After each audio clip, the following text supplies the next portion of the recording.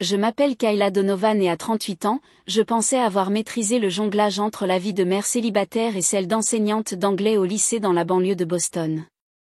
Ce soir de réveillon de Noël, alors que je prenais un service supplémentaire pour corriger des copies pour une collègue dont le mari avait besoin de soins urgents, j'ai reçu un appel qui a tout fait voler en éclats. Ma fille de 17 ans est arrivée seule chez mes parents, les bras chargés de cadeaux et de sa tarte aux pommes maison, juste pour que ma mère lui lance un regard dédaigneux droit dans le visage. « Tu n'es pas ma petite fille. Dégage. » Elle s'est figée. Puis elle a pleuré, des sanglots bruts et choqués résonnant au téléphone alors qu'elle rentrait chez elle dans le noir. « Maman, qu'est-ce que j'ai fait de mal ?» murmura-t-elle, la voix brisée tandis que la pluie frappait le pare-brise. Mon sang n'a fait qu'un tour. Comment pouvait-elle ? Après tout ce que nous avions enduré. J'ai claqué mon ordinateur portable, traversant à toute vitesse le trafic des fêtes, le cœur battant comme un tambour dans ma poitrine. Au moment où j'ai défoncé notre porte, elle était recroquevillée sur le canapé, toujours dans sa robe pull rouge, les larmes striant ses joues. Je me suis agenouillée, les serrée fort, sa petite silhouette tremblant contre moi. « Ce n'est pas toi, bébé. C'est eux. » À cet instant, quelque chose s'est brisé en moi, se reconstruisant en acier. J'ai attrapé mon téléphone, j'ai envoyé un message à mon amie avocate Jordan, une seule phrase, « Occupe-toi de tout. » Puis, alors que les appels affluaient, 38 appels manqués de ma mère cette nuit-là, sa voix se brisant dans les messages vocaux. « S'il te plaît, ne fais pas ça. S'il te plaît, » ai-je tapé en retour, les doigts fermes. Tu ferais mieux de commencer à prier. 3 ans plus tard, elle est seule dans cette grande maison. Papa est à l'hôpital pour des problèmes cardiaques. Ma sœur a divorcé et est fauchée, mais sait se presser un peu. Si votre enfant a été traité comme ça par ses propres parents, que feriez-vous ? Êtes-vous assez fort pour tout gérer ? Commentez et faites-le moi savoir. Il y a 17 ans, tout s'est brisé pour de bon. J'ai grandi dans une maison ordonnée, de style split level, à la périphérie de Boston, le genre avec une clôture en bois blanche qui criait la banlieue parfaite. Mais à l'intérieur, j'ai toujours été la pré-pensée. 4 ans plus jeune que ma sœur aînée, Taylor Reed, qui ne pouvait rien faire de mal, elle a réussi tous ses examens, a été capitaine de l'équipe de football, et papa rayonnait comme si elle avait accroché la lune. Maman lui préparait ses cookies aux pépites de chocolat spéciaux après chaque match. Moi, je suivais, invisible. Au lycée, je faisais du bénévolat dans le centre communautaire local, aidant les enfants lors des cercles de lecture. C'est là que j'ai su que l'enseignement était ma vocation. Mais quand j'ai mentionné l'université pour les majors en éducation, papa l'a écarté. Tiens-toi à quelque chose de pratique comme le diplôme en commerce de Taylor. Suis mes traces. Maman a hoché la tête, ses yeux sur son livre de recettes. L'enseignement, c'est bien pour un passe-temps, ma chérie, mais ce n'est pas une carrière. Taylor, qui se prélassait à proximité, a juste souri. Ouais, Kayla. Tout le monde n'est pas fait pour le monde réel. J'ai continué malgré tout, en accumulant des bourses pour State University. La première année a défilé à travers un tourbillon de conférences et de sessions d'études tard dans la nuit. Le café du dortoir était amer sur ma langue. Sophomore automne, lors d'un mixé sur le campus, je l'ai rencontré, charmant avec ce rire facile qui me retournait l'estomac.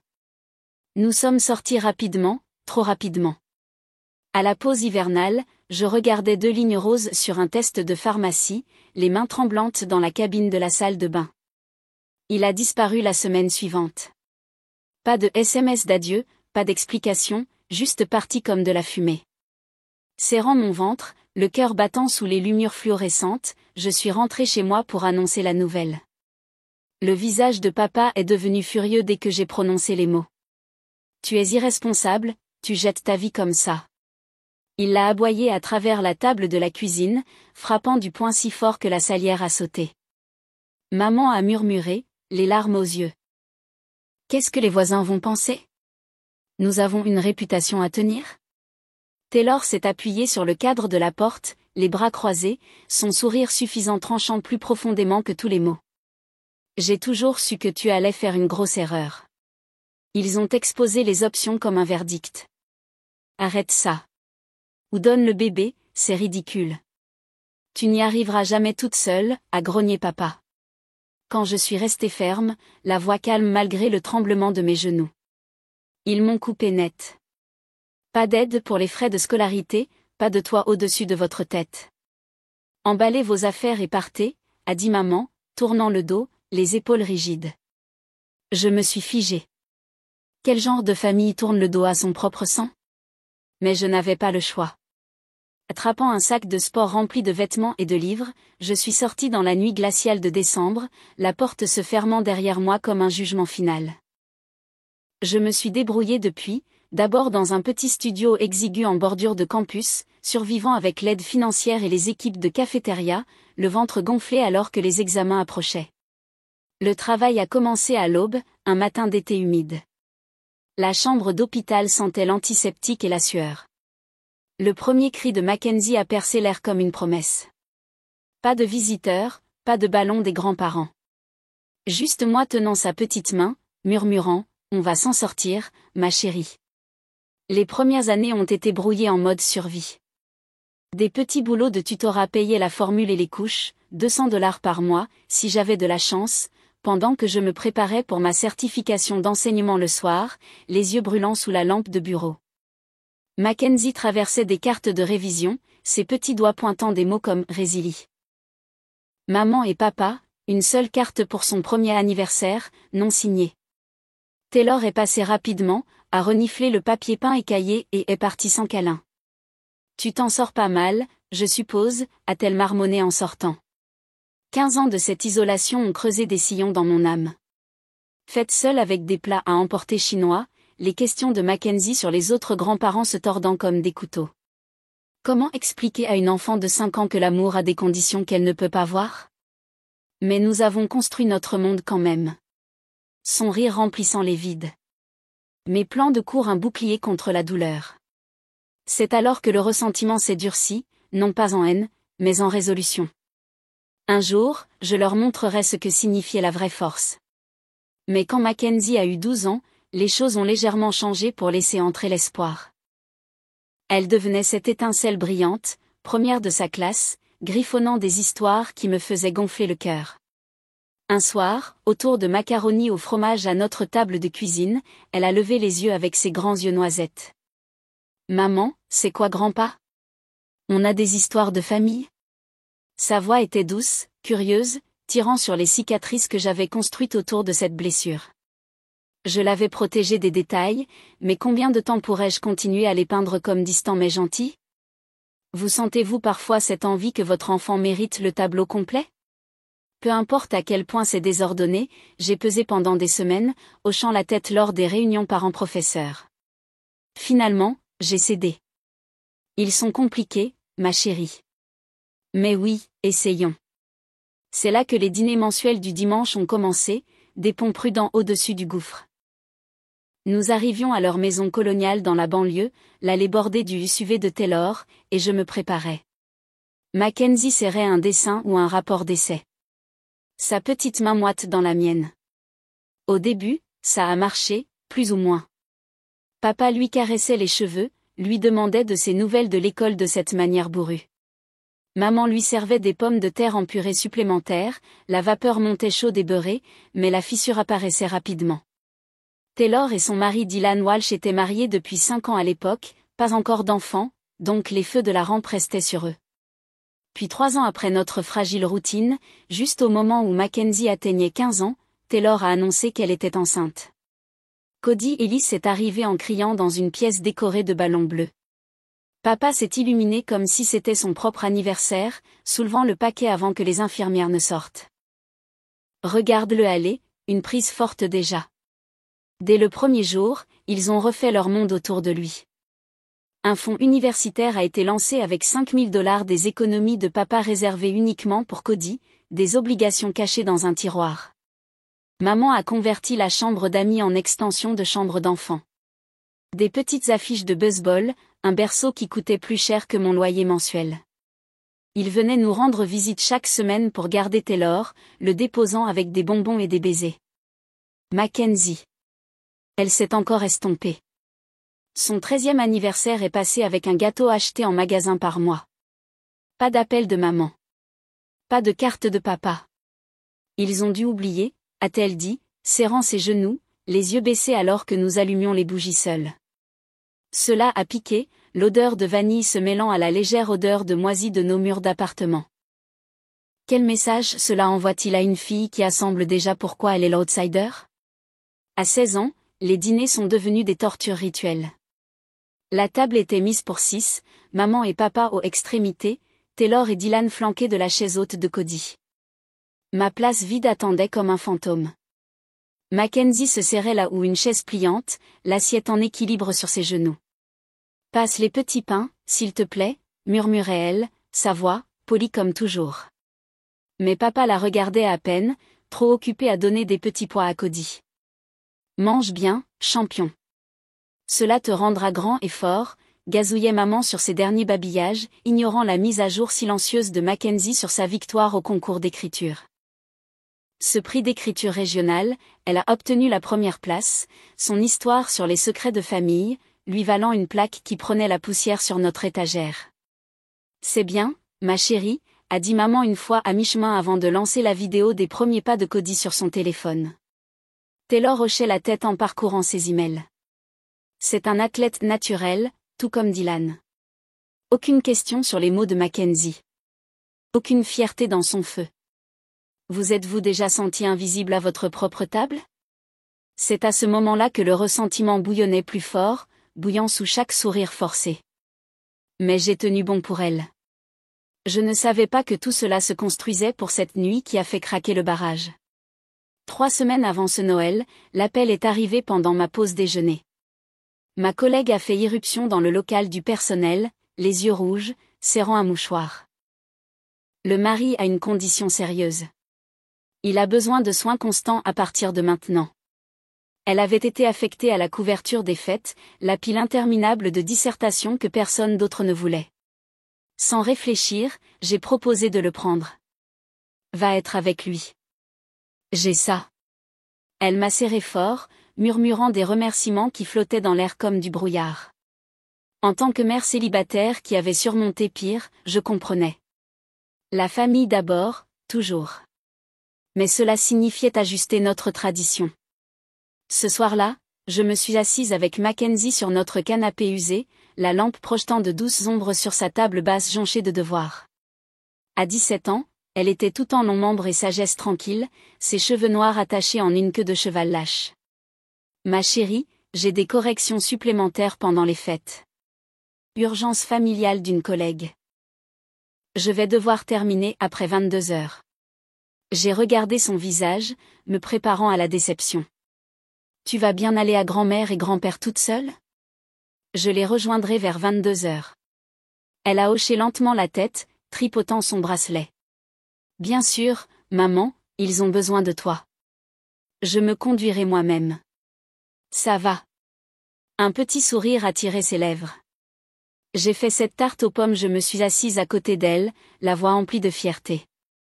Tu sais, ce brûlement quand ton enfant rêve grand et que tu pries pour que le monde ne l'écrase pas. J'ai serré Mackenzie contre moi, inspirant la légère odeur de vanille de sa pâtisserie. Je suis fière de toi, toujours. Les semaines ont filé en mode préparation. Mackenzie a peaufiné sa recette de tarte tard dans la nuit. L'odeur de cannelle flottait dans notre appartement. Elle a emballé les cadeaux avec du papier froissé, nouant les nœuds aussi précisément que ses dissertations. Plus excitée que d'habitude, elle fredonnait des chants de Noël en pliant du papier de soie.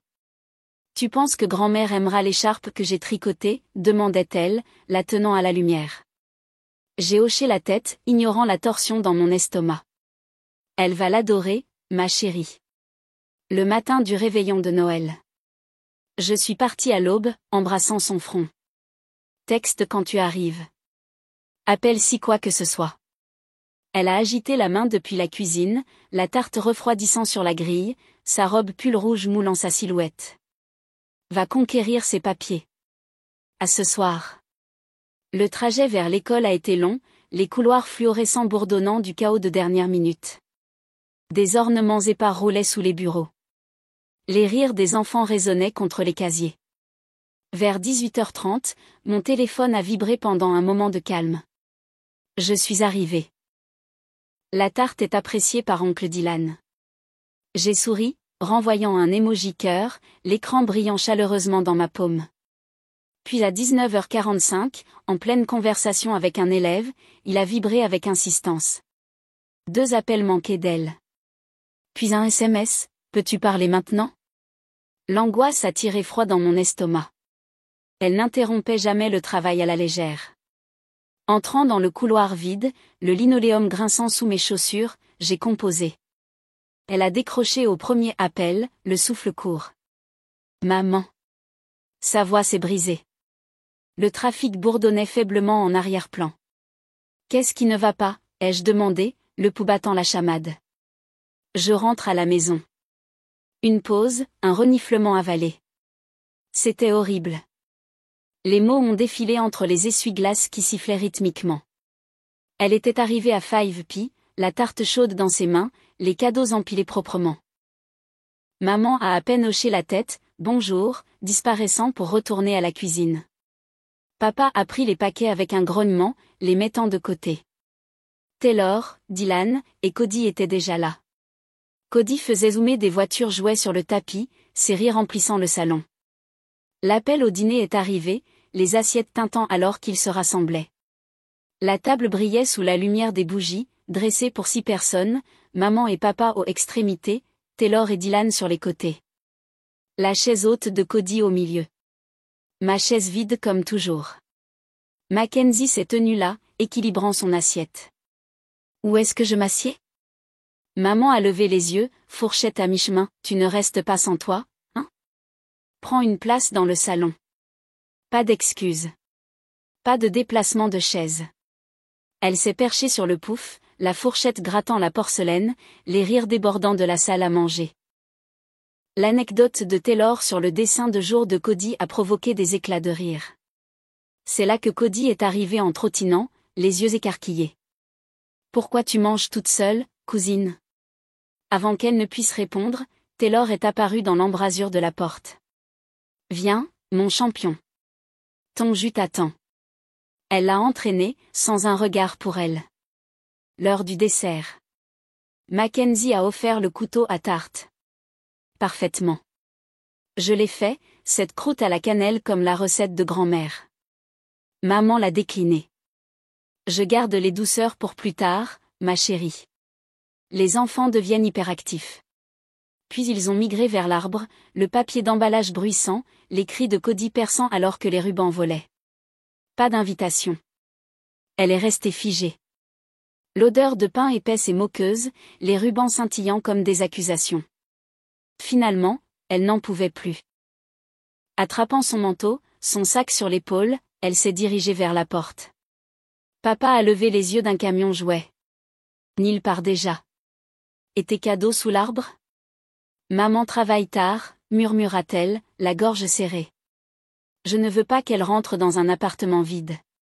Maman a appelé depuis le canapé. Voix plate. Bonne route alors. Pas de câlin, pas de marche vers la voiture. Juste la porte qui se ferme derrière elle, l'air froid lui frappant le visage. Au moment où elle a terminé, ses mots se sont dissous en sanglots. Je pensais, peut-être cette année. Combien un cœur peut-il supporter? Ce coup au ventre, vous le connaissez. La rage a déferlé en moi, chaude et inflexible. Mais patience, aucun papier n'attendait. Rentre à la maison, ma chérie. Je termine bientôt. J'ai serré mon ordinateur portable, les mains maintenant fermes. C'est là que le plan a pris forme. 2 mois auparavant, un email d'un chasseur de tête était arrivé dans ma boîte de réception, poste de directeur dans un district en pleine croissance à Austin, Texas. Meilleur salaire, horaire flexible pour une mère célibataire dirigeant le curriculum en écriture créative. Je l'avais mis de côté, ne voulant pas déraciner Mackenzie en milieu d'année scolaire, mais maintenant il brillait comme une bouée de sauvetage. Les écoles d'Austin sont bien classées. Ses relevés de notes seraient transférés sans problème. L'université du Texas était de toute façon sur ma liste de rêves, avait-elle dit une fois, les yeux pétillants lors d'un road movie. Au lever du soleil, alors que la lumière grise filtrait à travers les stores, elle s'est réveillée complètement, se frottant le visage. Et maintenant, maman? Je me suis assise à côté de son ordinateur portable, équilibré sur mes genoux. Nous avons fini de courir après leur approbation. Et si nous recommencions à zéro? J'ai cette offre à Austin, je dirige un programme d'écriture, plus de temps pour nous. Ses sourcils se sont froncés puis lissés. À travers le pays, une nouvelle école. Ils savent tout. J'ai hoché la tête, détaillant les vues du quartier sur les collines ondulantes, la scène artistique vibrante dans laquelle elle prospérerait. C'est grand, mais rester ici signifie plus de la même douleur. Elle s'est mordue la lèvre, puis s'est redressée. Je suis prête, maman. Fatiguée de faire semblant qu'il s'en soucie. La dernière fois l'a prouvé. Il ne me voit comme rien. Sa voix s'est brisée une fois, mais son menton est élevé. J'en ai fini d'attendre des miettes. Nous avons passé la matinée à brainstormer des listes de bagages griffonnés sur des serviettes, son enthousiasme débordant alors qu'elle recherchait des clubs pour adolescents à Austin sur son téléphone. Le club de débat là-bas semble génial. C'est là que nous avons rédigé l'email ensemble, les doigts volants sur les touches en tandem. Chère maman, papa et Taylor, ai-je tapé, elle se penchant près. Le soir du réveillon de Noël, alors que je remplaçais une collègue en crise, Mackenzie est arrivée avec sa tarte et ses cadeaux, pour entendre que tu lui as dit qu'elle n'est pas ta petite fille, et qu'elle devait partir. Nous l'avons dit clairement, les anniversaires oubliés s'empilant comme des dettes impayées, le fonds universitaire pour Cody, tandis que les dissertations de Mackenzie prenaient la poussière, les regards de côté incessants sur ses victoires. 17 ans à privilégier le lignage sanguin au sang, à la traiter comme une pensée secondaire à cause de mes choix. Mackenzie a ajouté son mot, mesuré. Je me souviens des pique-niques au parc quand j'étais petite, à rire jusqu'à en avoir mal aux côtes. Merci pour ça. Mais j'ai gagné une place à la table, pas des excuses. Nous déménageons à Austin. Fin janvier. Pas d'appel, pas de visite. Les portes s'ouvriront un jour si vous assumez les dégâts et nous traitez d'égal à égal. J'ai appuyé sur envoyer par courrier recommandé pour le suivi, irrévocable comme un contrat scellé. Puis, téléphone à la main, j'ai composé le dernier numéro que Martin m'avait donné. Enterré dans un email d'adieu, non lu par la plupart, mais sauvegardé par moi. Martin, c'était cela. Ce brevet que tu m'as poussé à déposer. Il est actif. Higand le veut. Appelle-moi. Il a appelé à 1h53 du matin. Il leur a fallu du temps, a-t-il rauqué. Cette voix familière, rauque, usée et calme. Ils t'ont viré avant la fusion, n'est-ce pas? 2 semaines avant, ai-je murmuré, toujours recroquevillé sur le canapé. Aucune raison? Aucune. Classique, a-t-il craché. Il pensait pouvoir effacer le tableau. Mais ce brevet, c'est la colonne vertébrale, Kayla. Toute la maison fonctionne dessus. Puis il m'a donné un nom. Lydia Alvarez, spécialiste du droit de la propriété intellectuelle. Réputation de transformer les harceleurs d'entreprise en flaques d'eau. J'ai composé immédiatement. Alvarez. Je suis Kayla Donovan. Je pense que je possède quelque chose que Higand veut enterrer. Son rire était de l'acier froid. Oh, ma chérie. Tu les as par la gorge. Elle m'a dit de tout transférer.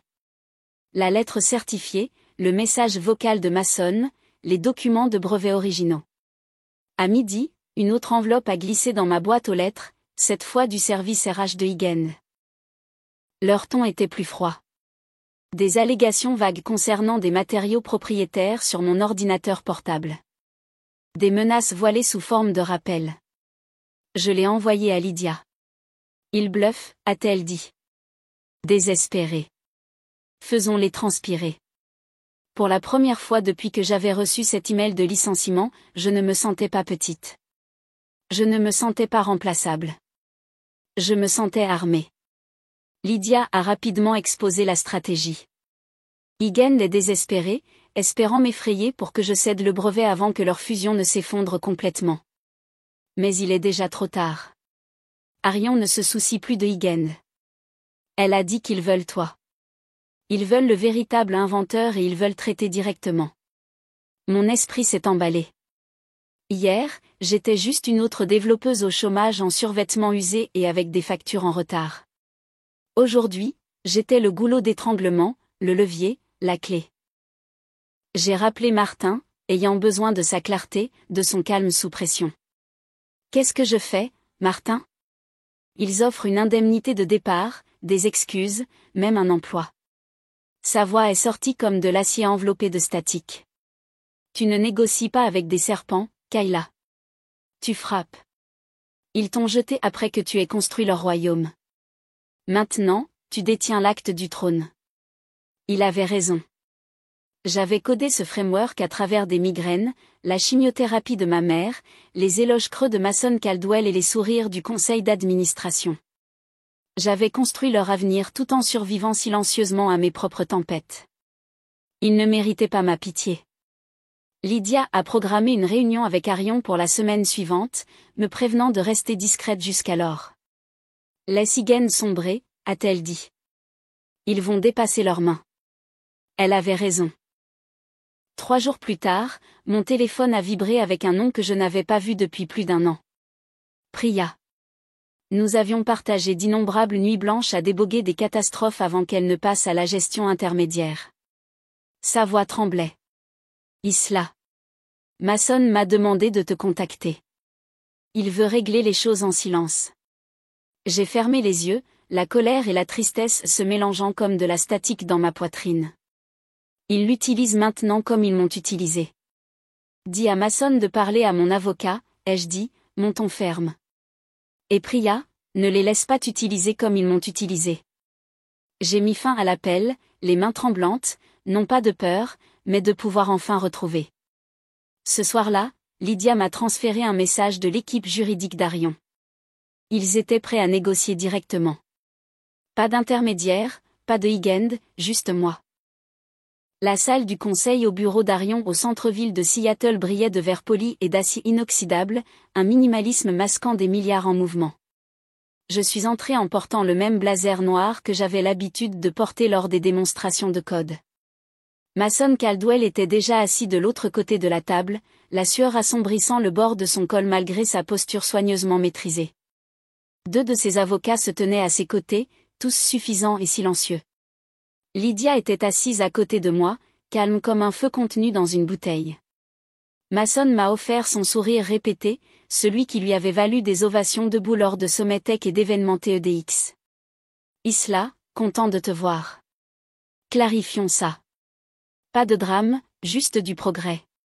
Je n'ai pas parlé, le laissant remplir le silence de son optimisme nerveux. Il s'est lancé dans la nostalgie.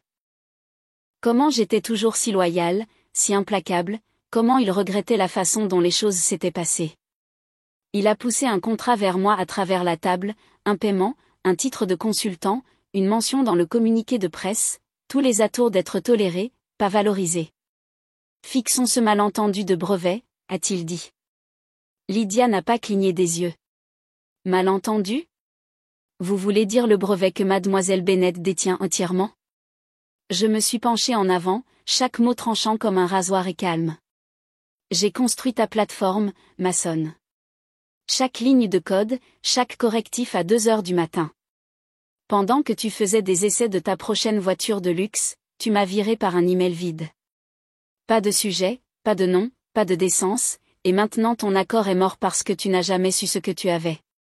J'ai sorti mon propre document, un avis de pourparlers exclusif avec Arion. Mason a regardé, le sang s'est retiré de son visage. J'ai souri juste assez pour être poli. Ce n'est pas une négociation, Mason. C'est une passation, et ce n'est pas moi qui transpire. Ils exploitent le brevet pour moi. Tu n'es pas dans l'accord. Le visage de Mason est devenu de la couleur du vieux papier d'imprimante. Ses avocats ressemblaient à quelqu'un qui avait coupé le cordon de leur contrat. Isla, attends, a-t-il commencé. Je me suis levée. Lydia, rassemblant déjà nos affaires. Bonne chance avec ton conseil, ai-je dit froidement. J'ai entendu dire qu'ils ne sont pas ravis. Nous sommes sortis, laissant derrière nous un silence si dense qu'il aurait pu briser le verre. Je n'avais pas besoin de ses remords. J'avais son effondrement.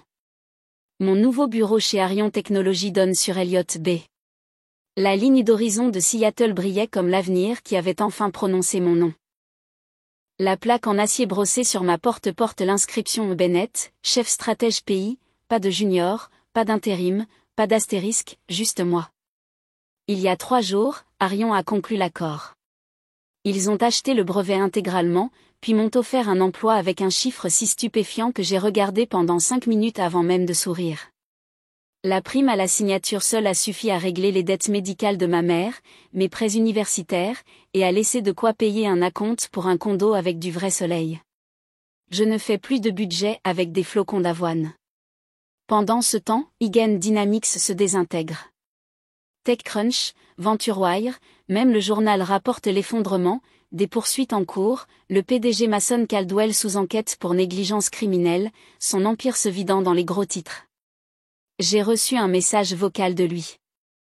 48 secondes de regret. Je ne l'ai jamais écouté. Je l'ai transféré à Martin avec une note. Moi 1. Il m'a renvoyé un cadeau d'un loup hurlant à la lune. J'ai ri, puis j'ai tout effacé. La voix de Mason n'a plus de poids ici parce que son monde est en cendres. Et j'ai allumé l'allumette. Maintenant, je me tiens dans mon bureau, café à la main, pas du café de station-service ou du mélange instantané, mais de vrais grains torréfiés par une coopérative locale tenue par des femmes dans la tech. Un luxe tranquille que j'avais autrefois jugé futile. Maintenant, c'est du carburant. Je ne me sens pas comme une reine sur un trône. Je ne me sens pas comme une destructrice. Je me sens libre. Libre du labeur qui a englouti mes 20 ans. Libre de voir quelqu'un d'autre obtenir le mérite du code que j'ai écrit à travers des migraines et des chagrins d'amour. Libre de supplier d'être vue. Je ne suis plus la fille en survêtement trop grand qui pleure sur des factures impayées. Je suis la femme qui a écrit la colonne vertébrale du système de Huygens et qui en a ensuite emporté l'âme. Maintenant, je construis quelque chose de différent. Pas seulement un code plus propre, mais un avenir plus propre.